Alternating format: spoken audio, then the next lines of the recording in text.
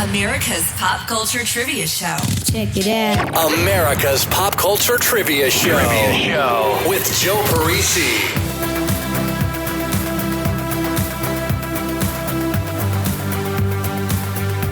This is episode 102 of America's Pop Culture Trivia Show.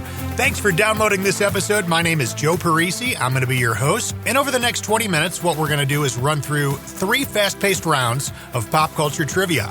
7 questions in each round with just 5 seconds between questions for you to think of the answers. At the end of each round, after question 7, we'll go right back over everything you were just asked and tell you all of the answers. So you get to play along, you get to play against whoever you may be with at this moment listening to this episode, and you get to be reminded of a bunch of things you probably completely forgot all about. So, without further ado, let's get into it. Round 1 today will be a movie round. Round 2, music. Round 3 is a mixed round. Good luck. Now let's play. Round 1. Round 1 is the movie round. Question number 1. He played the lead role of Patrick Bateman in 2000's American Psycho. Name the actor.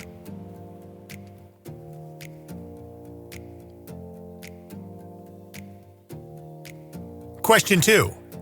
She played the lead of Sue Ellen Crandall in Don't Tell Mom the Babysitter's Dead. Name the actress.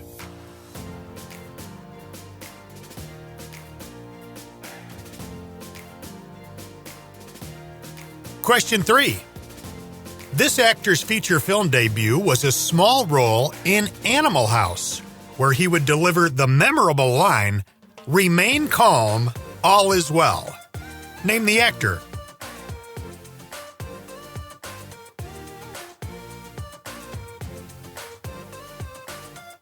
Question 4.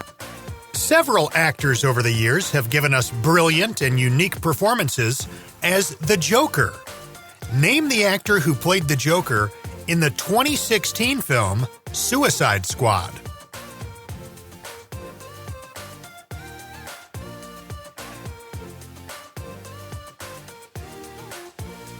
Question 5. Name the actress who played Allie, Daniel LaRusso's girlfriend in The Karate Kid.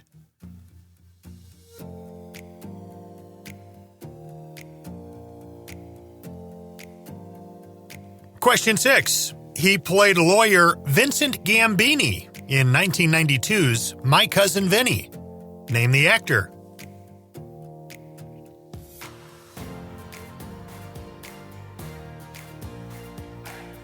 And question 7. Taking the difficulty up a notch on this one. Name the famous writer-director behind the 1992 Spanish-language independent film El Mariachi, the feature-length film that was famously made for a little over $7,000. Name the writer-director.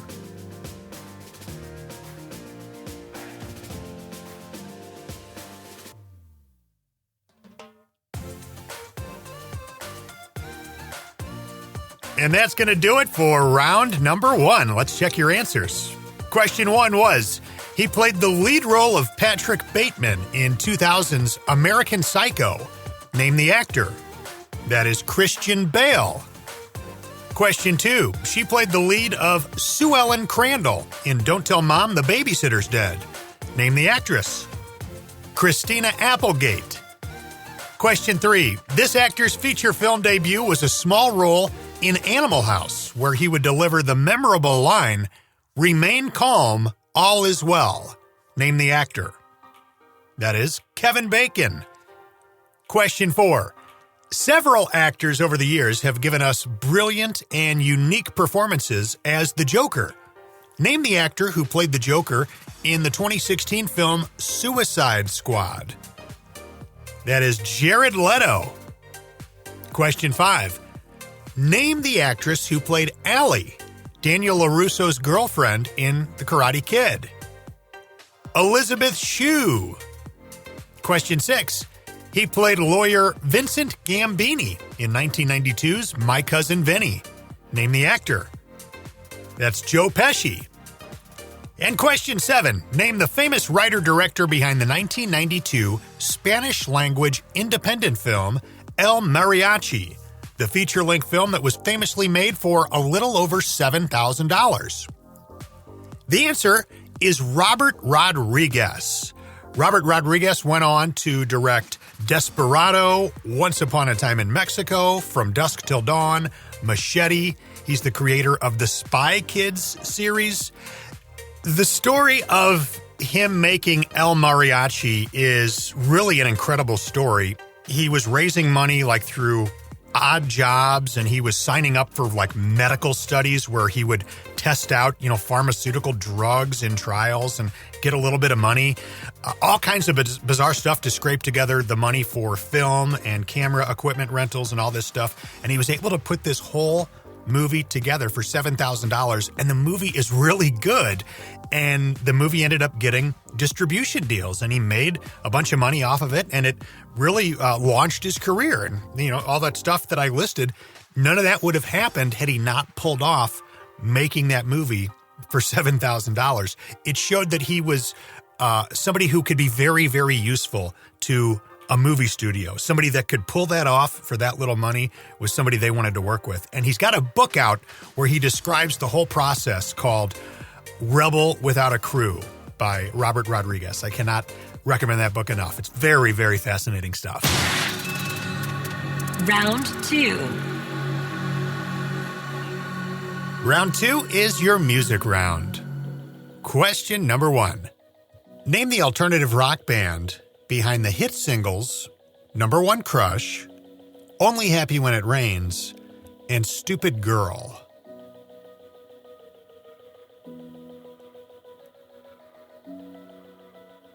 Question 2. From 1990, name the band that released the song with these lyrics. All I ever wanted, all I ever needed is here in my arms. Words are very unnecessary. They can only do harm. Name the band that gave us that song.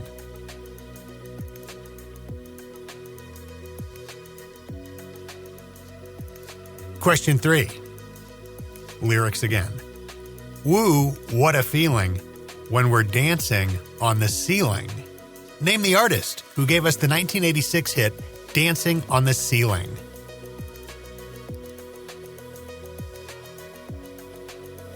Question 4. This pop trio had a modest hit in 1999 with a song called Girl on TV.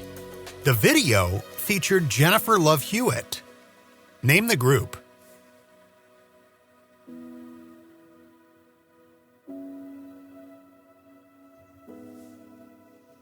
Question 5.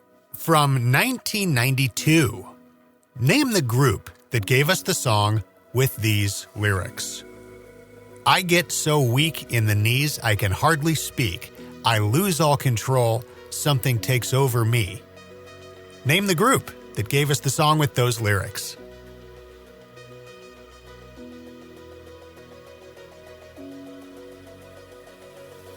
Question 6. She was the lead singer of the Go-Go's. Then, as a solo artist, she had a big hit in 1987 called Heaven is a Place on Earth. Name the singer.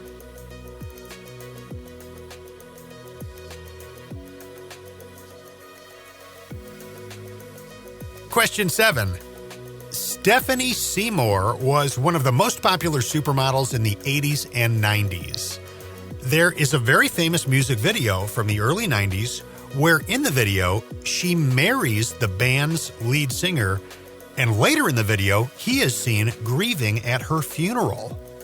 Name the song that this was a music video for.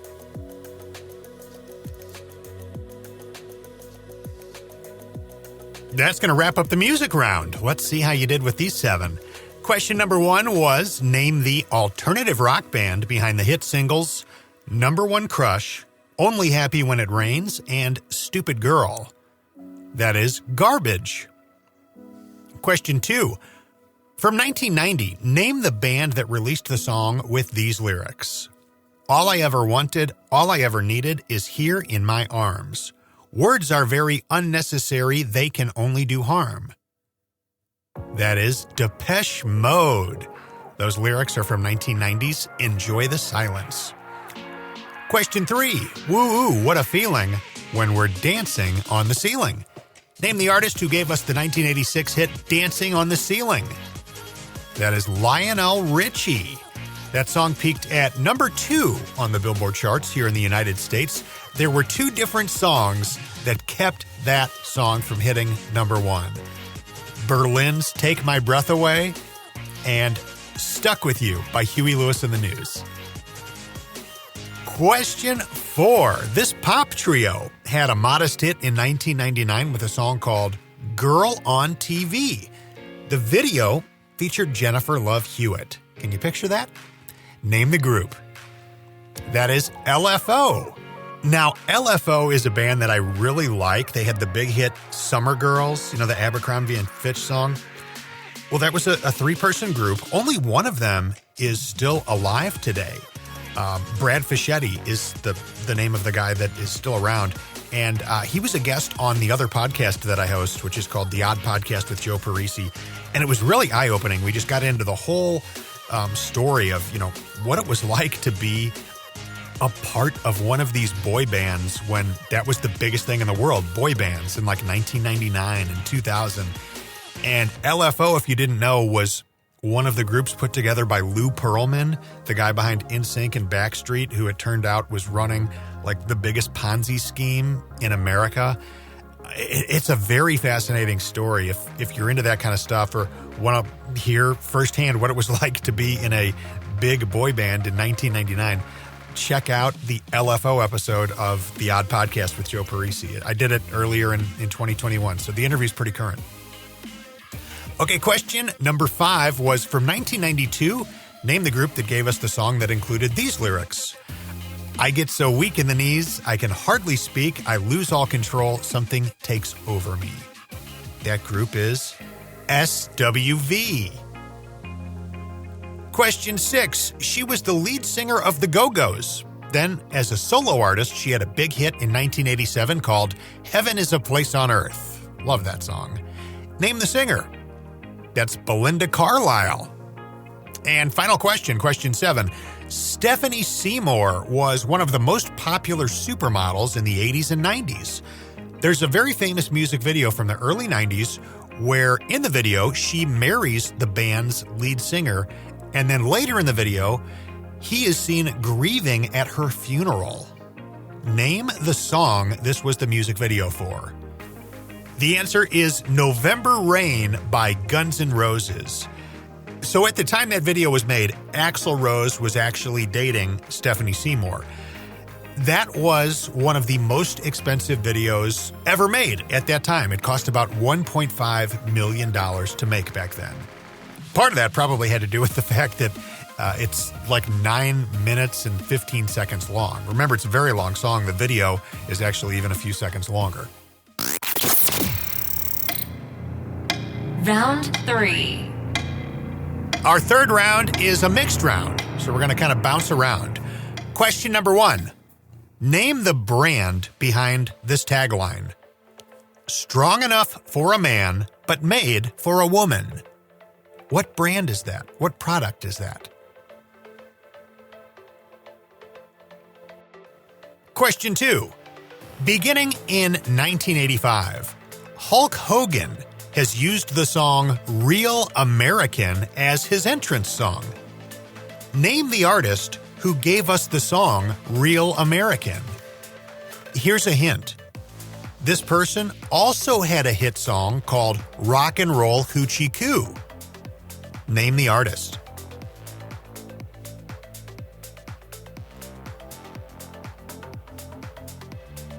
Question 3.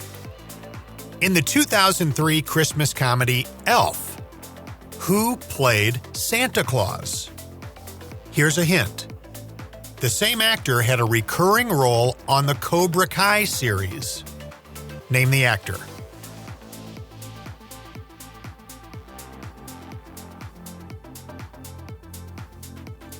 Question 4. Who played the mailman opposite Arnold Schwarzenegger in Jingle All the Way?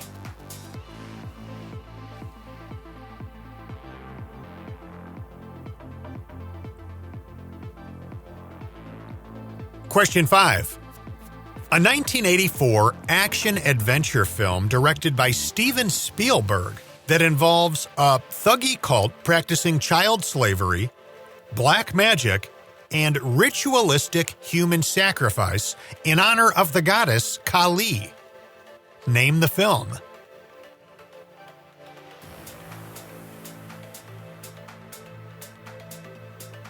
Question 6. This actor, puppeteer, filmmaker, and voice actor provided the voice to all of these iconic characters. From the Muppets, he was the voice of Miss Piggy, Fozzie Bear, Animal. On Sesame Street, he was the voice of Cookie Monster, Bert, and Grover. And he's also the voice of Yoda in the Star Wars films. Name the man that provided all of these voices.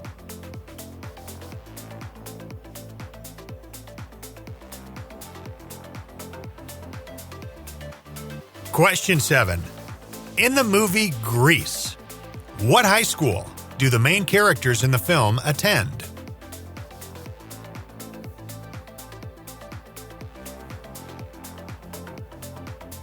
And that's going to do it for round number 3. Let's check your final 7 answers. Question 1. Name the brand behind the tagline, "Strong enough for a man, but made for a woman." That is Secret, the woman's deodorant. Question 2. Beginning in 1985, Hulk Hogan has used the song "Real American" as his entrance song. Name the artist who gave us the song "Real American." The hint is, the same person also had a hit song called "Rock and Roll Hoochie Coo." Name the artist. That is Rick Derringer. Rick was also one of the founding members of the band The McCoys, who had the big hit in 1964, "Hang On Sloopy." So lots of varying success in the music industry for Rick Derringer. Question number 3. In the 2003 Christmas comedy Elf, who played Santa Claus? The hint was he also had a recurring role on the Cobra Kai series. Name the actor. That is Ed Asner. I just saw Will Ferrell's screen-used Buddy the Elf costume from the movie Elf just sold at a memorabilia auction for about $300,000. Question 4. Who played the mailman opposite Arnold Schwarzenegger in Jingle All the Way? That is Sinbad. Question 5. A 1984 action-adventure film directed by Steven Spielberg that involves a thuggy cult practicing child slavery, black magic, and ritualistic human sacrifice in honor of the goddess Kali. Name the film. That's Indiana Jones and the Temple of Doom. So, kind of an interesting tidbit about that. That movie came out in the summer of 1984, May, I believe. It was rated PG, and it got a lot of criticism because of some of that subject matter that I just mentioned. Some of the stuff we see in that film is not exactly what you would call kid appropriate, and there's definitely a lot of violence as well. Well, that same sort of criticism happened again that summer when Gremlins came out, which was also PG and Spielberg was like executive producer of. So Spielberg suggested to the Motion Picture Association of America, that's who gives out those ratings, that they do something to adjust the rating system because PG just wasn't working as this, one-size-fits-all rating when it came to stuff that was appropriate or not for kids. And they listened to him, I guess, because by the summer of 1984, they introduced PG-13. So prior to the uproar because of Indiana Jones and the Temple of Doom and Gremlins, there was no PG-13. Question 6, talking about a famous voice actor here. This actor, puppeteer, filmmaker, and voice actor provided the voice to all of these iconic characters. The same guy did all of these. From the Muppets, he was the voice of Miss Piggy, Fozzie Bear and Animal. On Sesame Street, he was the voice of Cookie Monster, Bert, and Grover. And he's the voice of Yoda in the Star Wars films. Name the man who provided all of these voices. That gentleman's name is Frank Oz. He also puppeteered a lot of those characters that I mentioned. I know he was the puppeteer for Yoda in Empire Strikes Back. So that is a super talented guy who somehow I feel like is pretty anonymous still. He's a director. Also, he directed The Dark Crystal, Little Shop of Horrors, What About Bob, The Indian in the Cupboard, Bowfinger, and a bunch of other things. Frank Oz, O-Z. Final question, number 7. In the movie Grease, what high school do the main characters attend? That is Rydell High. When they were making that movie, they actually used 3 different schools around the Los Angeles area to shoot at, to create what we see on the screen as Rydell High. The facade, the outside, is actually Venice High School. Most of the interior is Huntington Park High School. And the outdoor field is John Marshall High School. John Marshall High School is one of the most famous school filming locations in California. You've seen that in the movie Can't Hardly Wait, the Hot for Teacher music video, the original Nightmare on Elm Street, 1992's Buffy the Vampire Slayer. They did some scenes in Space Jam there, Grosse Pointe Blank, Boy Meets World, The Wonder Years. So many places have used John Marshall High School, one of the 3 places that made up Rydell High. My name is Joe Parisi. This has been America's Pop Culture Trivia Show, episode 102. Now I'm going to ask you to do me a quick favor.